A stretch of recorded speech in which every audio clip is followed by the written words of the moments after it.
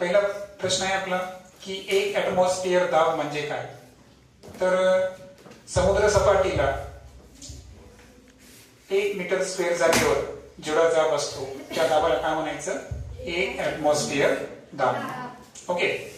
त्यानंतर दुसरा प्रश्न आहे की एक ऍटमॉस्फिअर दाब म्हणजे किती पास्कल.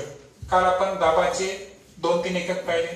एक पाहिला न्यूटन पर मीटर स्क्वेअर, दुसरं पाहिलं पास्कल.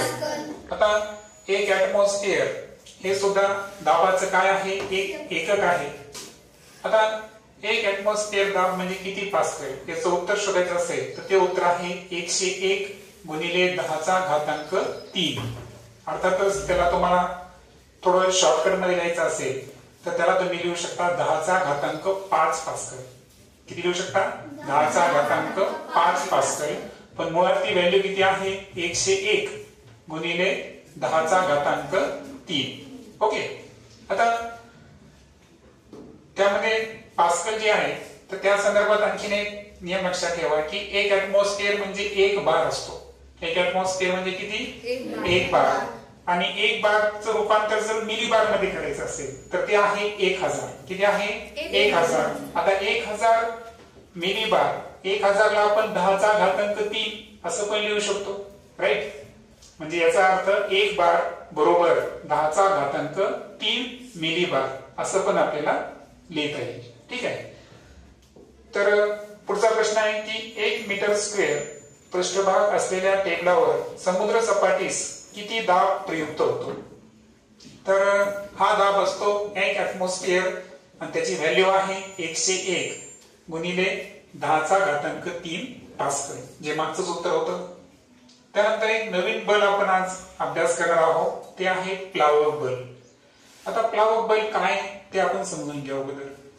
त्याला इंग्रजीमध्ये म्हणतात बियॉन्ड फोर्स. काय म्हणतात, बियॉन्ड फोर्स. आता मला सांगा एक रेग्युलर प्रयोग आहे, तुम्हाला सांगा आता एक बादली आहे समजा, त्या बादलीमध्ये जर आपण एखादी वस्तू बुडवायचा प्रयत्न केला तर ती वस्तूला द्रव काय करतो, वर ढकलण्याचा काय करतो, प्रयत्न करतो है ना. पाण्याची बॉटल जर आपण पाण्यामध्ये बुडवू, पाण्याची बॉटल भरली, ती काय करते, वर येण्याचा प्रयत्न करते. म्हणजे जे प्लावक बल आहे ना, तर हे प्लावक बल कसं कार्य करतं माहितीये का, हे प्लावक बल कार्य करतं गुरुत्व बलाच्या विरुद्ध. कसं कार्य करतं, गुरुत्वीय बलाच्या विरुद्ध. गुरुत्व बलला काय म्हणतो आपण, ग्रॅव्हिटेशनल फोर्स. ग्रॅव्हिटेशनल फोर्स काय करायली की पृथ्वीच्या कोणत्याही वस्तूला कुठे नेण्याचा प्रयत्न करायले, खाली ओढण्याचा प्रयत्न करते. कारण गुरुत्वीय बल जे आहे हे पृथ्वीच्या केंद्रा दिशेनं लावलं जातं आणि कोणतीही वर फेकलेली वस्तू कुठे यायचा प्रयत्न करते, जमिनीवर यायला प्रयत्न करते, बरोबर. याच्या मागचं रिझन काय आहे, ग्रॅव्हिटेशनल फोर्स. तर या ग्रॅव्हिटेशनल फोर्सच्या विरुद्ध कार्य करणारं द्रायू मधलं एक आणखीन एक बल आहे, त्याचं नाव आहे प्लावक बल. मग प्लावक बल कसं कार्य करतं, गुरुत्वीय बलच्या विरुद्ध दिशेने. म्हणजे जेव्हा एखादी वस्तू पाण्यामध्ये आपण बुडवायचा प्रयत्न करतो तर पाणी अर्थातच ते लिक्विड ते वस्तूला कुठे ढकलण्याचा प्रयत्न करतो, वर ढकलण्याचा प्रयत्न करतो. म्हणजे याचा अर्थ प्लावक बल हे गुरुत्वीय बलच्या विरुद्ध कार्य करतो. हा पहिला नियम लक्षात घ्या. दुसरं, त्याची दिशा गुरुत्वीय बलाच्या कसं आहे, विरुद्ध दिशेने आहे. गुरुत्वीय बल कसं कार्य करतं, पृथ्वीच्या दिशेने है ना, त्याला आपण व्हर्टिकली डाऊनवर्ड्स म्हणतो. परंतु हे जे प्लावक बल आहे हे कोणत्या दिशेने कार्य करतं, वरच्या दिशेने. म्हणजे व्हर्टिकली अपवर्ड. म्हणजे ग्रॅव्हिटेशनल फोर्सच्या अगेन्स्ट कार्य करणारं कोणतं फोर्स आहे, बियॉन्ड फोर्स. क्लिअर. मग प्लावक बलच्या संदर्भात जी प्राथमिक माहिती सांगितली आपण ती लक्षात आली तुम्हाला. फ्लुइड मध्ये है ना, फ्लुइड कसला म्हणतो आपण, द्रव आणि वायू. या ज्या 2 अवस्था आहेत यांना आपण द्रायू म्हणतो, ज्याला आपण इंग्रजीमध्ये काय म्हणलो होतो, फ्लुइड. आणि फ्लुइड मध्ये एखादी वस्तू जर असेल आणि त्याच्यावर जे बल गुरुत्वीय बलाच्या विरुद्ध कार्य करतं त्या बलाला कोणतं बल म्हणायचं आपण, प्लावक बल. इंग्रजीमध्ये त्याला म्हणायचं buoyant force. Then after next question आहे, द्रवात बुडवलेल्या वस्तूचे वजन कमी झालेले का जाणवते. हा एक प्रश्न आहे. आता या प्रश्नाचं उत्तर जर सांगायचं असेल आपल्याला की द्रवात एखादी वस्तू बुडाली तर त्याचं वजन का कमी झालं? कारण मला सांगा, वजन ही कन्सेप्ट कशी आहे बरं? वजन म्हणजे एक प्रकारचं ग्रॅव्हिटेशनल फोर्स आहे. काय आहे? Gravitational force. जसं की मी तुम्हाला या अगोदर फोर्स लिहून दिलं होतं पहा. वजन जे आहे ना, वजन आणि वस्तुमान याच्यामध्ये फरक आहे. जेव्हा आपण मासला कशाने मल्टिप्लाय करतो? ऍक्सिलरेशन ड्यू टू ग्रॅव्हिटी म्हणजे जी ने मल्टिप्लाय करतो, तेव्हा काय तयार होतं? वेट. काय तयार होतं? वेट. वजन, वजनाचं एकक आपण न्यूटन म्हणलो. आणि न्यूटन एक पद्धतीचं काय आहे? फोर्सचं काय आहे? एकक. म्हणजे वजन हे सुद्धा काय आहे? एक प्रकारचं काय आहे? फोर्स आहे. बरोबर आहे का? मग आता मला सांगा, जेव्हा आपण एखादी वस्तू द्रवात बुडवायलो तर त्याच्यावर त्याचं जे स्वतःचं वजन आहे, माझं वजन कशामुळे बरं? समजा माझं वजन, समजा मी असं गृहीत धरू आपण की 800 न्यूटन आहे. किती आहे? 800 न्यूटन माझं वजन आहे. वस्तुमान नाही बरं. वस्तुमान माझं कदाचित 82-83 किलोग्राम असेल, पण मी काय सांगतो आहे? वजन. माझं वजन जर 800 न्यूटन आहे तर हे कशामुळे आहे? कारण पृथ्वीवर असताना माझ्यावर फक्त कोणतं बल कार्य करायला? गुरुत्वीय बल. बरोबर आहे का? आणि गुरुत्वीय बलामुळे माझं जे वजन आहे ते किती आलं? 800 न्यूटन. आता गुरुत्वीय बल जसं कमी होईल तसं माझं वजन काय होऊन? कमी. कारण मी तुम्हाला म्हणतो, आता आपण चंद्रावर गेलो. चंद्रावर तुम्हाला माहितीये का, माझं जर वजन 800 न्यूटन असेल, किती असेल? 800 न्यूटन. तर चंद्रावरचं माझं जर वजन मोजायचं असेल तर त्याला कितीने भागावं लागेल? 6ने भागावं लागेल. 800ला कितीने भागावं लागेल? 6ने भागावं लागेल. आणि 6ने जर आपण भागितलं 800ला तर किती होईल? अप्रॉक्सिमेटली आन्सर 150च्या आसपास जाईल. ते किती जाईल? 150-140 पर्यंत जाईल. ठीक आहे. 14-84. ठीक आहे. अप्रॉक्सिमेट 135 ते 140 माझं काय झालं? वेट झालं माझं. मग मला सांगा की पृथ्वीवर असताना माझं जे वेट होतं ते वेट किती होतं? 800 न्यूटन. आणि तेच चंद्रावर गेल्यानंतर किती झालं? 135 ते 140 झालं. म्हणजे हे का झालं? कारण तिथली काय झाली? ग्रॅव्हिटी कमी झाली. काय झाली? ग्रॅव्हिटी कमी झाली. कारण अर्थवर ग्रॅव्हिटी किती आहे? 9.8. किती आहे? 9.8 ही अर्थवरची ग्रॅव्हिटी आहे. आणि चंद्रावरची ग्रॅव्हिटी जर पाहिली ती आहे फक्त 1.6. किती आहे? 1.6. याचा अर्थ काय झाला की ग्रॅव्हिटी जर कमी होत असेल तर वजन काय होतं? कमी होतं. आता वस्तू द्रवात बुडवल्यावर त्या ग्रॅव्हिटीला विरुद्ध दिशेने कोणतं बल लावलं चाललं? प्लावक बल. मग प्लावक बल गुरुत्वीय बलाचं महत्व काय करत आहे? कमी करत आहे. त्याची व्हॅल्यू काय करत आहे? कमी करत आहे. म्हणून द्रवात जेव्हा एखादी वस्तू बुडते तेव्हा त्याचं वजन काय होतं? कमी होतं. Clear concept? माइंड मध्ये लक्षात घ्या, कोणत्याही वस्तूचं, आता ही घड्याळ आहे, तिचं मास अर्थातच वस्तुमान कधीच बदलत नाही. या वस्तूला मी चंद्रावर नेऊ द्या, या वस्तूला मी आणखीन कोणत्या मंगळ ग्रहावर नेऊ द्या, पृथ्वीच्या कोणत्याही भागात नेऊ द्या, परंतु एक गोष्ट होणार आहे, किंवा एखाद्या द्रवात नेऊ द्या, एखाद्या वायूवर नेऊ द्या, या वस्तूचं वस्तुमान कधी बदलणार आहे का? नाही. मास बदलत नसतं. मास हे युनिव्हर्सल असतं. मास कसं असतं? युनिव्हर्सल. ते कधीच बदलत नाही. बदलतं ते वजन. बदलतं ते वजन, ज्याला आपण इंग्रजीमध्ये वेट म्हणतो. आणि नेमकं द्रवात बुडवल्यावर ते झालं पाहिजे. कन्सेप्ट समजून घ्या की ही वस्तू जी आहे, या वस्तू जेव्हा ती पृथ्वीवर आहे, जेव्हा ही वस्तू पृथ्वीवर आहे आणि द्रवात आहे का सध्या? नाही. एका स्थायू पदार्थावर मी ठेवलं तेव्हा याच्यावर कोणतं बल कार्य करलं? फक्त गुरुत्वीय बल. कोणतं बल कार्य करलं? गुरुत्वीय.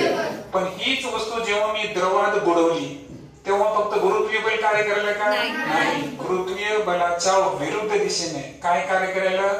प्लावक बल. अर्थातच बियॉन्ड फोर्स काम करायला. आणि त्याच्यामुळं गुरुत्वीय बलचं जे प्रमाण आहे ते काय व्हायला?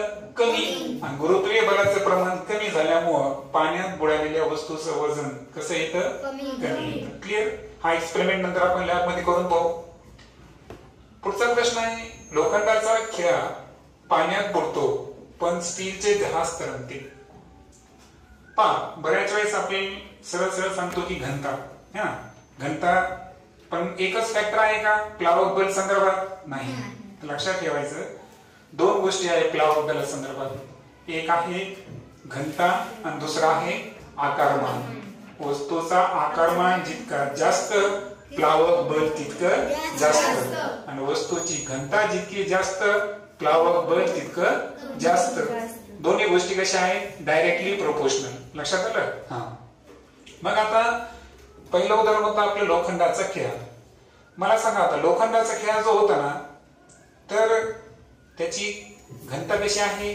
जास्त.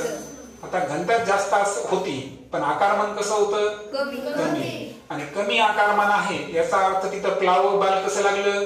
कमी लागलं. आणि प्लावक बल कमी लागल्यामुळं तो खिळा पाण्यामध्ये काय झाला? बुडाला. पण जे स्टीलचं जहाज होतं, बरोबर आहे का? स्टीलचं काय होतं? जहाज. त्याचं घनता पण जास्त आहे मात्र त्याचा आकारमान सुद्धा जास्त आहे. आणि आकारमान वाढला की काय वाढला? प्लावक बल वाढला. म्हणजे यावेळेस जहाज पाण्यात बुडेल का? जरी त्याची घनता जास्त होती तो पाण्यात बुडाला असता परंतु आकारमान सुद्धा कसं आहे त्याचं? जास्त आहे. आणि आकारमान जास्त असल्यामुळे प्लावक बल वरच्या दिशेने कार्य करतो आणि म्हणून ते जहाज पाण्यावर तरंगतं. ते बुडतो का? नाही. पुढचा आहे की समुद्राच्या पाण्यात पोहणे गोड पाण्यात पोहण्यापेक्षा सोपे का जाते?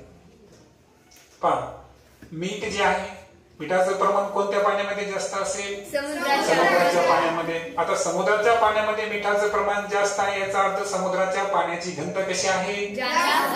मग समुद्राच्या पाण्याची घनता जास्त म्हणजे प्लावक बल सुद्धा म्हणजे पोहताना तुम्हाला वर फेकणारं जे बल प्लावक बल आहे हे खाऱ्या पाण्यामध्ये जास्त असेल का गोड पाण्यामध्ये? खाऱ्या पाण्यामध्ये. आणि म्हणून गोड पाण्यापेक्षा खाऱ्या पाण्यामध्ये म्हणजे समुद्रामध्ये पोहणं हे कसं जातं? सोपं. तुम्हाला मृत समुद्र माहिती?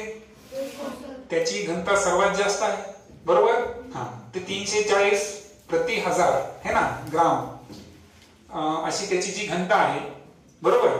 तर त्या घनतेमुळे तुम्हाला माहिती आहे का तुम्ही जर त्या समुद्रामध्ये बुडण्याचा जरी प्रयत्न केला तर तुम्हाला बुडता येतं का? नाही. कारण तितकी क्षार जितके जास्त, मीठ जितकं जास्त तितकी घनता काय होईल? तितकं प्लावक बल मग तो जे पाणी आहे जितकं खारट असेल तितकं तुम्हाला काय करेल? ते वर फेकण्याचा प्रयत्न करेल. आणि वर फेकत असेल म्हणजे पोहणं कसं होईल? सोपं. म्हणून तुम्हाला लक्षात ठेवायचं पोहणं सोपं गोड पाण्यापेक्षा कशामध्ये सोपं आहे? खाऱ्या पाण्यामध्ये, समुद्राच्या पाण्यामध्ये. पुढचा प्रश्न आपण चर्चा केला आहे की प्लावक बल कोणत्या दोन गोष्टीवर अवलंबून आहे?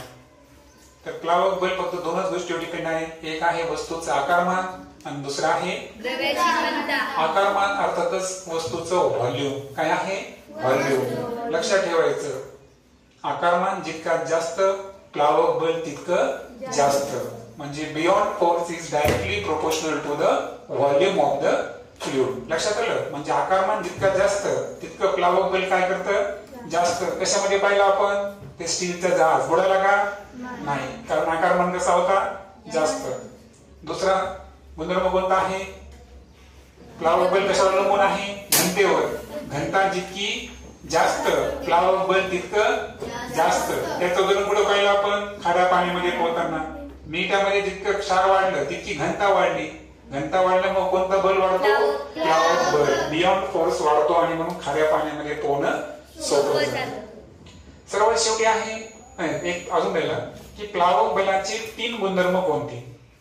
आता एक लक्षात घ्या आपल्याकडे दोन गोष्टी आहेत. एक आहे वस्तूचं वजन आणि दुसरं आहे प्लावक बल, बरोबर? आता प्लावक बल जर वस्तूच्या वजनापेक्षा जास्त असेल, प्लावक बल वस्तूच्या वजनापेक्षा जास्त असेल तर ती वस्तू पाण्यावर तरंगते. ती वस्तू काय होते?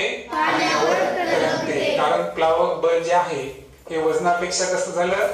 जास्त झालं म्हणून ती वस्तू काय व्हायला लागली? पाण्यावर तरंगते. दुसरा नियम असा आहे की प्लावक बल वस्तूच्या वजनापेक्षा जर कमी असेल, वजन सुद्धा एक बल आहे, वजन सुद्धा काय आहे? बल आहे.